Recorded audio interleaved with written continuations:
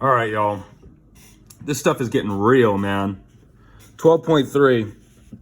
We're talking about surface area of circular solids. So, like before, we've done prisms. So this is a solid, and we talked surface area. Surface area is just the outside, right? Like the area of this side, this side, this side, top and bottom. Well, all sides and top and bottom. So, but now we're talking about circular solids. And a solid is a shape that you can, I don't know, you could fill it up with something. That's what a solid is. It's a three-dimensional shape. Yeah, that's all. And so there's these main types of circular solids that we're going to talk about.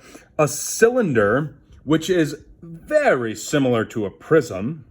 You have a cone, which is very, very similar to a pyramid. And then lastly, you have a sphere, which is not really similar to anything. It's its own monster, right? Sphere, or you know what a sphere is.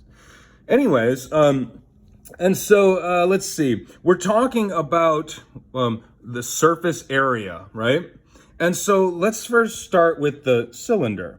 Now, the surface area, let's take it back to prism, is the area of the lateral sides plus the two bases, right? Well, the surface area, lateral surface, well, the total surface area of a cylinder is going to be whatever the outside here is, the area of the lateral surface area, and then the area of the two bases. That's what the total surface area is.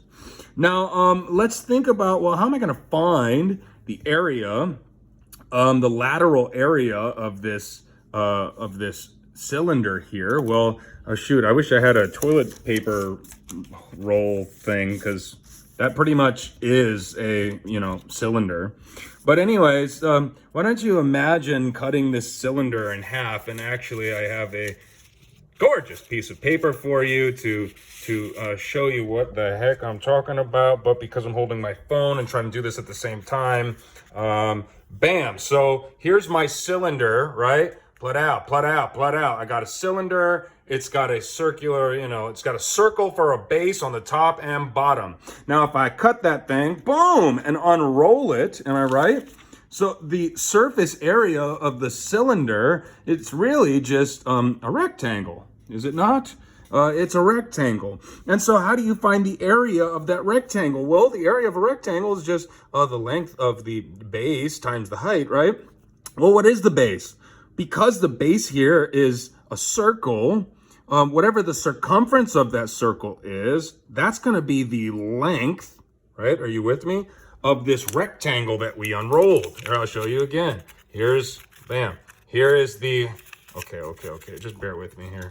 Pow, pow, pow. Bear with me. Hold on, time out. Time out. Plut out. Okay. Yeah, here is the, oh man, this is just, okay, hold on. Bam, here's the cylinder, right? Okay, there's the circumference, right? Unroll the circumference, boom. And that's like the base of the rectangle. So anyways, whatever the height is of this cylinder times the circumference, right? That's what's the area of the lateral surface area. And so we've got this formula for you. Lateral surface area of a cylinder equals CH. What are you talking about? CH. Circumference times height. And you can break it down into 2 pi r times h. I actually like to view this a different way. Now, well, yeah, let's just consider the area of a rectangle. So area of a rectangle, you can think about area by multiplying whatever the bottom is, right? Times however many spaces, so to speak, are on the height. So if this is 10, right? There's 10 little tick marks. There's 10 units here. And each one of these lines, right? Each one of these lengths of the base, 1, 2, 3. You keep adding them, right? 4, 5, 6, 7, 8, 9, 10. You add all those together, and really that's just whatever this is. I don't know, let's say it's 20. Oh gosh, that's a 12. Okay, let's say it's 12. You take 12 lines, and there's 10 of them stacked on top of each other, right? Well, that's just 10 times 12. So I like to think of the lateral surface area that way. Whatever this circumference is, right? However many of those circles can be stacked on top of each other, well, that's the area of this whole outside here. And so it's just the circumference times whatever the height is. So anyways, there's the formula for you. That's just lateral surface area. Now, if you want to talk total surface area, you just take the lateral surface area and add the area of both bases. Let me get you back to the picture here. So the cylinder is this whole shape, right? Unlike my little paper example, there's not a hole poking through it, but it has a top and a bottom. It's got two bases. It's got two circles here, and they are the same. And so the area of these, you just need to take two of them, right? Multiply 2 times the area of those. And that's total surface area. All right, so that was a cylinder. Now, how about a cone?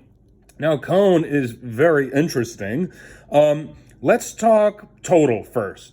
The total surface area is going to be whatever the area of these lateral surfaces are, plus the area of this circle on the bottom, right? The area of the base. And so, well, you've got total area of cone, total surface area of cone, lateral surface area plus the area of the base, right?